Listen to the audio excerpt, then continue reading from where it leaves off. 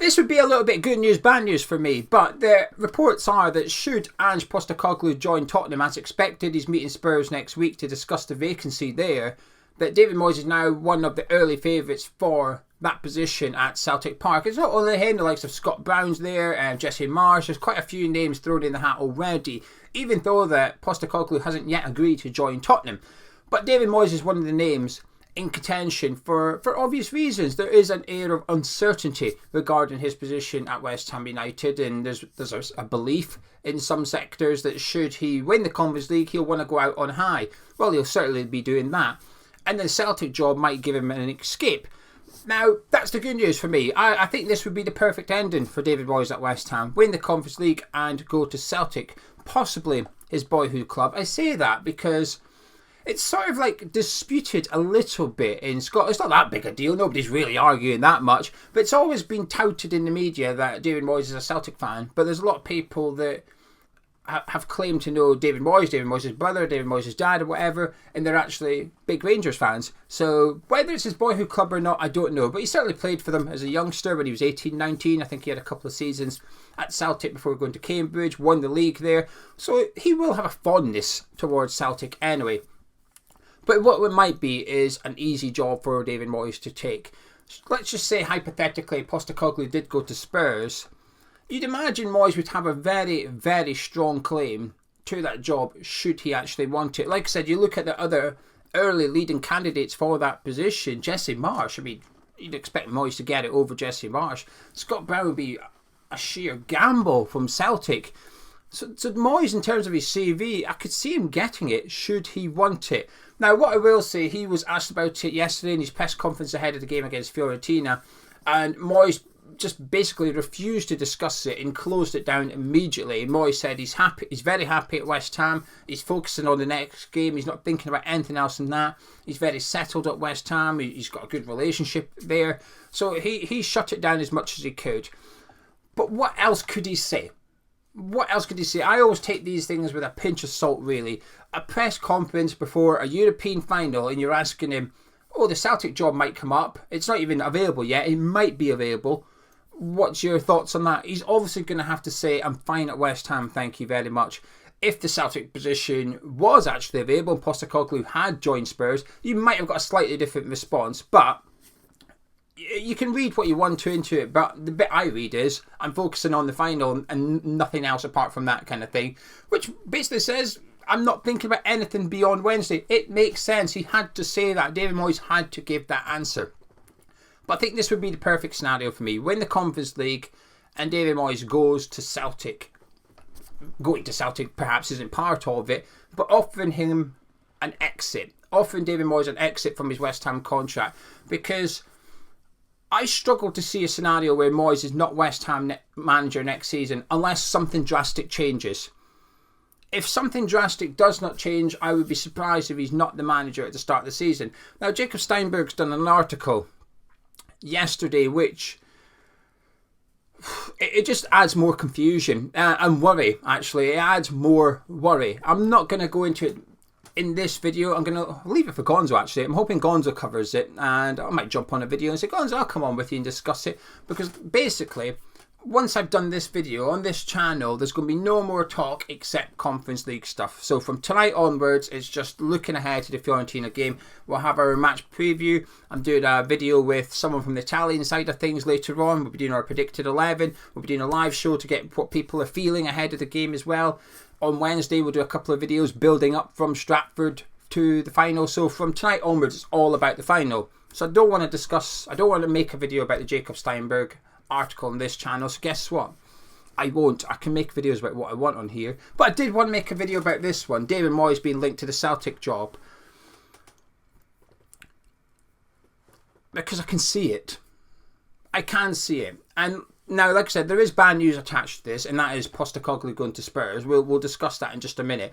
But should that Celtic job become vacant, and it'll become available very, very soon, if Ange does want that Tottenham job, maybe by the end of next week, that will have happened.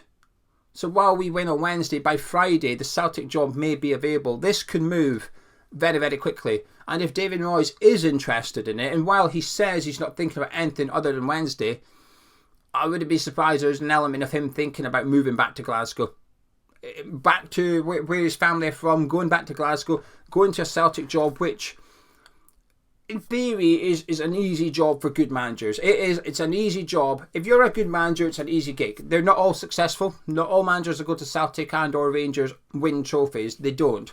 But if you're good, you'll be fine. You'll do okay. He'll be joining a very well established Celtic team that play good football. He wouldn't have to change anything. He could go in there and pick up where Postecoglou left, and I feel like success would be inevitable. Moyes so far hasn't got a trophy on his CV bar winning the lower division, but should he win the Conference League, my feeling is if you've won that, you've had that taste of victory, that taste of glory, that's surely going to make you hungry for more, isn't it? He's going to want another trophy. And we always say Declan Rice's best opportunity to win a trophy is this season at West Ham United. It's not next season at Arsenal, it's today, it's right now. Well, what about David Moyes post this season? We win the Conference League. What's David Moyes' best chance of winning a trophy? Is it with West Ham next season? Is it the Carabao Cup, FA Cup, Europa League? Or would it be going up to Celtic and trying to win something up there? I would argue it's that one. I would argue David Moyes' best chance at winning another trophy, boosting his CV, would be going to Celtic. Like I said, he had a couple of years there. Whether he supports them or not is, I say, irrelevant at this point. It's not. If he is actually a Celtic fan, that would give him more incentive. But regardless, even if he was a secret Rangers fan when he was younger, he did play for Celtic for a couple of years. He will have that attachment to the club. And he speaks very fondly about how, Scottish managers have done well in the game, and he wants to do that. And he's speaking about, winning this trophy. He'll be the first he'll be the first British manager to win it since Ferguson, and that's what's driving him on, kind of thing. So if he wants to boost his CV, that move to Celtic just makes sense, and I would like it. Let me make that clear. I would like it if he won the Conference League and went to Celtic. The bad news, however, and before I get on to that, the Julian Dix books have arrived. If you fancy getting yourself a signed Julian Dix boot, please head to our store, hammerchatstore.com/Julian-Dix, or the link is in the description in the pinned comments. There you go. All the books that we sell are signed by Julian Dix himself. They're all hand signed by Julian. So if you fancy grabbing yourself a copy, and they officially come out on Wednesday, please do head to the link in the description below. Thank you to everybody that's bought one. We ordered quite a lot to support Julian, and we've sold a decent amount actually, but there's still quite a lot to sell. So get yourself a Julian Dix book. Link in the description and pinned comments. Now the bad news. If David Moyes was to leave, who would I love to replace David Moyes at West Ham? Ange Postecoglou. So I'll be gutted if he goes to Tottenham. I think he's the ideal manager for West Ham. I do. I think he would be perfect. I think he ticks all the boxes. And to see him go to Spurs would be a little bit of... I'll be gutted, honestly. I will be disappointed. The last time I was this disappointed with someone joining Tottenham was when Son went there from the Bundesliga. I loved Son when he was in Germany. Would have loved him at West Ham. He went to Tottenham, and there was an element in me that was... Do I have to witness this? He was one of my favourite players to watch, and I'm going to have to see him in a Tottenham shirt. Well, Postecoglou's a bit like that. He's one of my favourite non-West Ham managers, and he's going to go to Tottenham. And he would have been the perfect fit. For those that don't know who Postecoglou is, I'll talk about him for a few minutes as to why I would love him at West Ham. The way he speaks in his interviews is almost, I say, unbelievable. He doesn't actually say anything that is magnificent or anything like that, but he's easy to attach to when he speaks about the way that he likes football played. Now that's a good thing and a bad thing for him, but he speaks about football being an escapism for fans, etc, etc, and I can't help but when I hear him speak just really admire his attitude towards the game. And there's a lot to like about him. He doesn't have his own coaching staff, for example, so when he arrived at Celtic he didn't bring anyone with him, because he believes in giving people an opportunity. When he was coming up as a manager in Australia, he felt he had a really good CV, but he couldn't get an assistant manager's job in the A-League, and he thought, how is this right? Like, I deserve these jobs. And eventually he got his opportunity, he's gone on to take it, but he thought, right, okay, well, I'm never going to do to people what people did to me. So he's always tried to make opportunities available. So when he goes to Tottenham, I'll be surprised if he brings anyone with him. If he does bring anyone with him from Celtic, it'll be Harry Kewell. He gave Harry Kewell an opportunity there. he makes on it's got nothing to do with the fact he's Australian, but I think we can dismiss that part, right? But his insight into football is fantastic. He's got his way of wanting to play football. He wants to see football played a certain way, and he always says players want to play enjoyable football and fans want to watch enjoyable football, so he's going to do it. He's going to play that way, and often he gets his fingers burnt for it. So in the Champions League last season, Celtic played Real Madrid. Celtic played the way they did against Real Madrid, the same way they would against St Mirren, against Hibs, Aberdeen, against Rangers. It doesn't matter who. Pick a Scottish club. Celtic played the same way against them as they did against Real Madrid. Now, they got beaten, to be honest with you. The game at Celtic Park, I thought they were quite unlucky. It was a comfortable defeat in the end. They hit the post at 0-0. But they went toe-to-toe with Real Madrid, and I thought, well, while it didn't work, I admire it. I admire it a lot.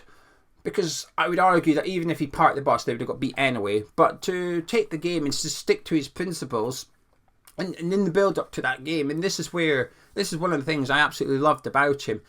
Celtic just smashed Rangers that weekend. They ripped them apart, and obviously the green half of Glasgow was absolutely buzzing with it. And in the build-up, Celtic fans started to believe. Some Celtic fans were saying, I think we might beat Real Madrid now. They got carried away. And so Postecoglou got asked, do you need to bring the expectations of the fans down a little bit? Some of them think we're going to beat Real Madrid. Do you want to say anything to the fans just to remind them how difficult this is? And he basically said, no.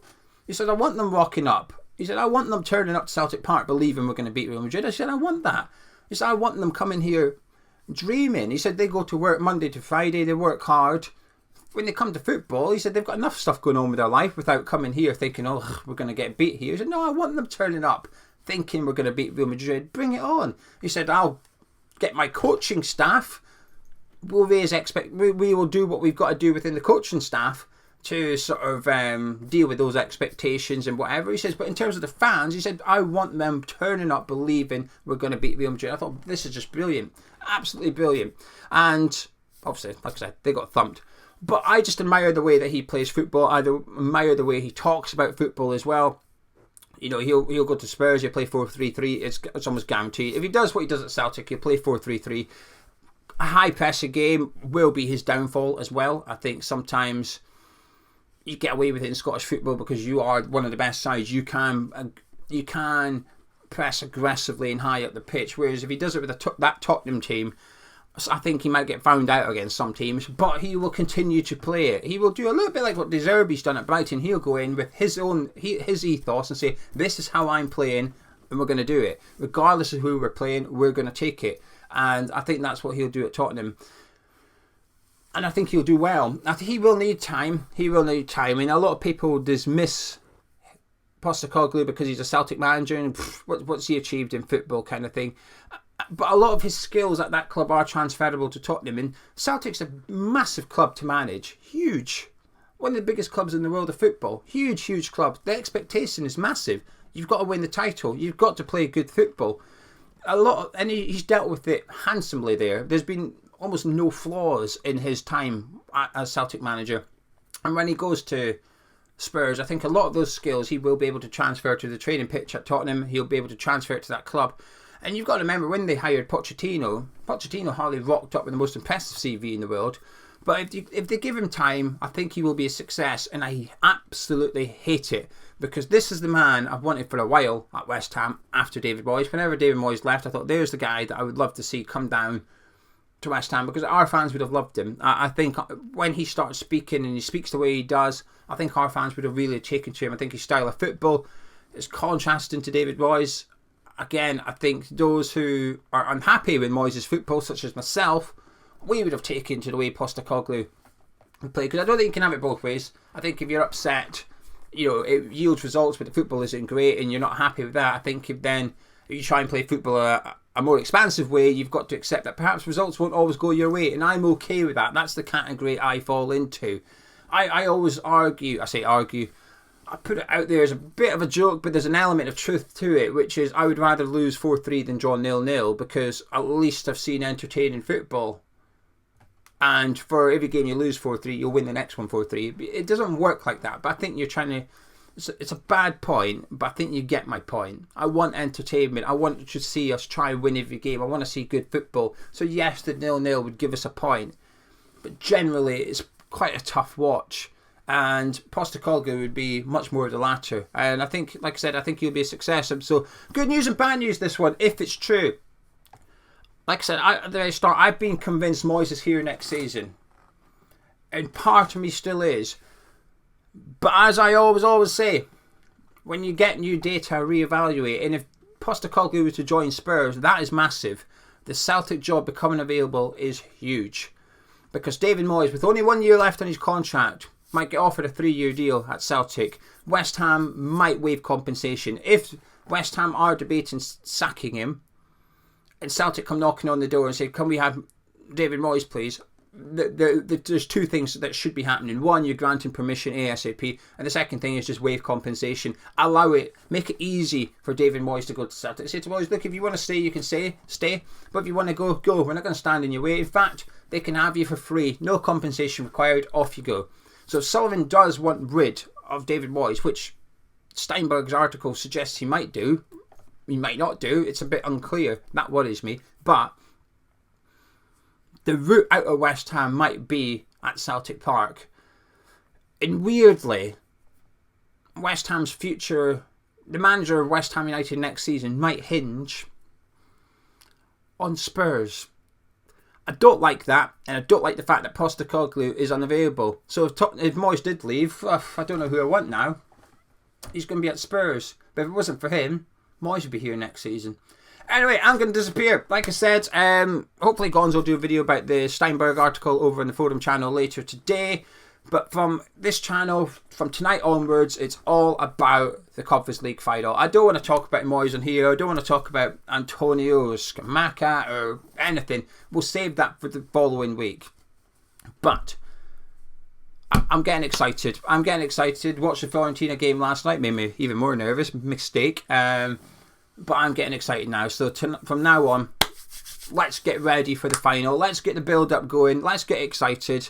But if you've enjoyed this video, please do drop a like on and subscribe to Hammers Chat. And I'll catch up with you later.